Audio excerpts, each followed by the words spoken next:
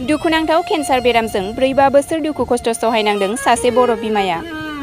उदालगुरि जिल्ला 32 नं भैरबखुन्द समस्तिनि सिङाव थानाय भैरबखुन्द माजरगाव नं 1 बान्दुरगुरि गामिनि रुंसारि हासारि मुसाहारिनि बिसि खानसि मुसाहारिया गोब्राब केन्सार बेरामजों नाख्रेबजानानै बिसनायाव जानाय लोंनाय गैयाजासे लोरबां देहाखौ लानानै थांना दं।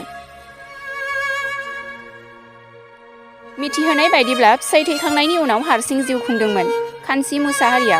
बे समावनो दुखुनांथाव केन्सार बेरामजों नाख्रेबजादों आरो रांखावरि आंखालनि थाखाय बेरामिया मोजां डक्टरनियाव नायजानो हायाखै होनना मिथिहोदों दुखुथिया बेरामिया। बेनिखायनो दुखुथिया बेरामि आरो बियादै लोगोसे बिदाया फाहामथाय होनो बिटिआर सोरखार आरो बर' समाजनि सुबुं अनफावरि बर' रायजो राजानिसिम थाइसे थाइनै आखाइ खबजोबना अनसुंथाइ बिहरदों।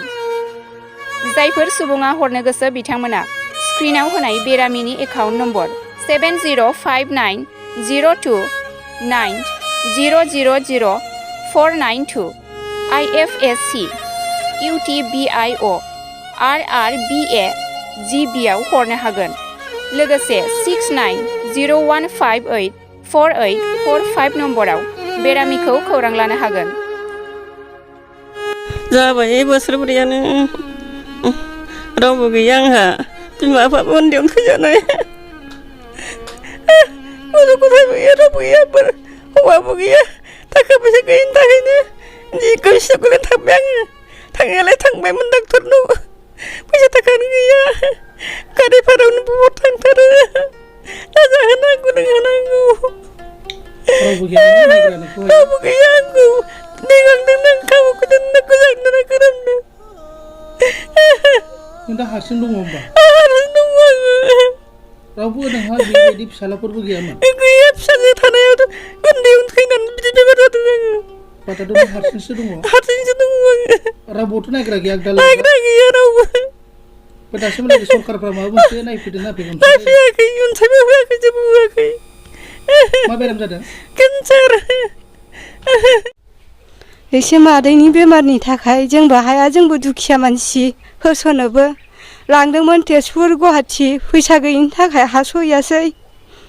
मोसौ मोसाबो गैया मादैनिबो फाननोबो, अमा दाउबो गैया जेबो जोंहाबो गैया, बिनि थाखाय हास'हैया।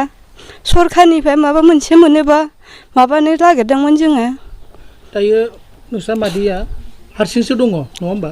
जोंहा मादैया दायो हारसिंसो, रावबो गैया, फिसाफोरबो गैया, फंबायफोरबो गैया, बिनिफ्राय आदैबो गैया। दा बेखौ सोर नायो? बे हारसिंनो थायो, जों मालाबा मालाबा फैयो नायफैयो। दा नोंथाङा रायजोफोर गुरै मा खावलायो जाहाथे सोरबा थाइसे थाइनै अननानै सोना हरथों होननानै?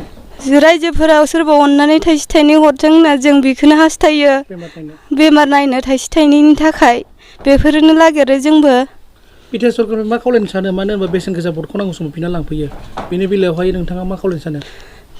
जोंलाय भट होयो, बिनि थाखायबो मादैनि थाखाय एसे बेमार नायनो एसे एनै हरदेरबा बिसोरनि सरकारा एसे मोजां जागौमोन। मा जायगा नोंसिनि बे गामिया? माजरगाव। माजरगाव? भैरबखुन्द। उदालगुरि जिल्ला? उदालगुरि जिल्ला। बिनानावा बोसोरबा जाबाय बेमार जानाया, केन्सार बेमार जाबाय आरो दुखिया मानसि आरो हौवा गैया, गथ' गथाय गैया, हारसिं थायो। बिराद जारला, खामानिसो मावनो मासो मावनो, जानोबो गैया, हा हुबो गैया। आरो आंबो बेलेग जायगानिफ्रायसो दङमोन, आं दिखाजुलिनिसोमोन। आं बेखौ बिनानावखौ नायफैदों। आं नायाबा रावबो गैलामोन नायग्रा। दा आङो बिराद गोबाव जाबाय आङो थाफैनाया, नायनाया मास मोननै मोनथामसो जाबाय बिनानावखौ नायफैनाया। आं बिदि जादों होननानै आं मिथियामोन।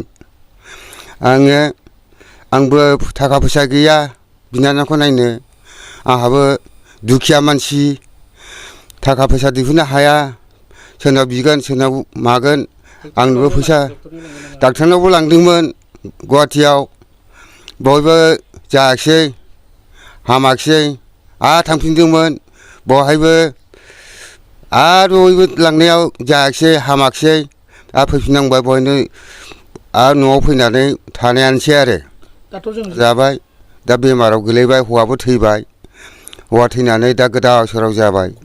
गथ' गथाय गैया आरो फिसा फिसौबो गैया, गाव हारसिंल'।